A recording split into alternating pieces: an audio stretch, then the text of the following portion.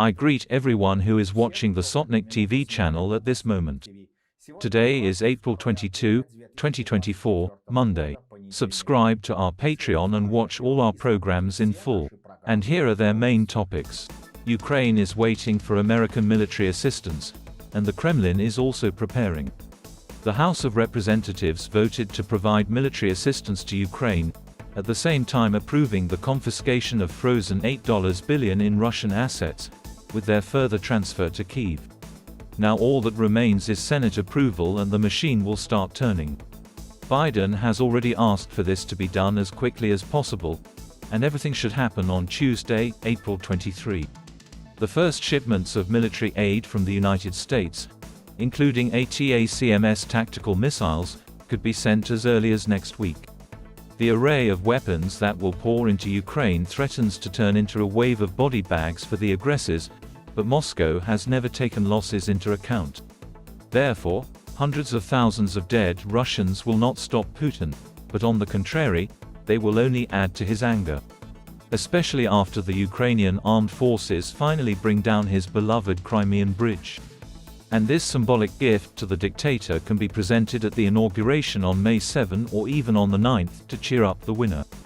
Blinken's imminent visit to China with a final warning against military support for Russia could reduce even Beijing's shadow assistance to Moscow to a minimum.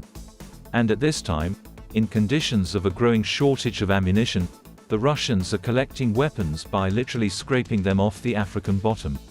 Polish President Andrzej Duda said that Poland is ready to deploy American nuclear weapons on its territory.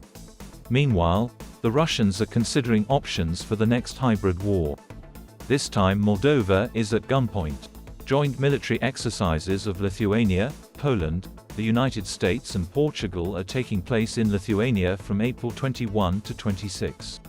Actions are being worked out to protect the so-called Suwalki corridor, where the Russians can invade. The Israeli government has called on the Biden administration to publicly and privately reconsider its decision to impose sanctions on one of the IDF battalions. Watch in the program, Postscript. The House of Representatives voted to ban TikTok.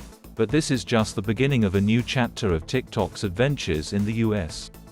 Donald Trump is furious about the criminal trial against him, which continues in a Manhattan court.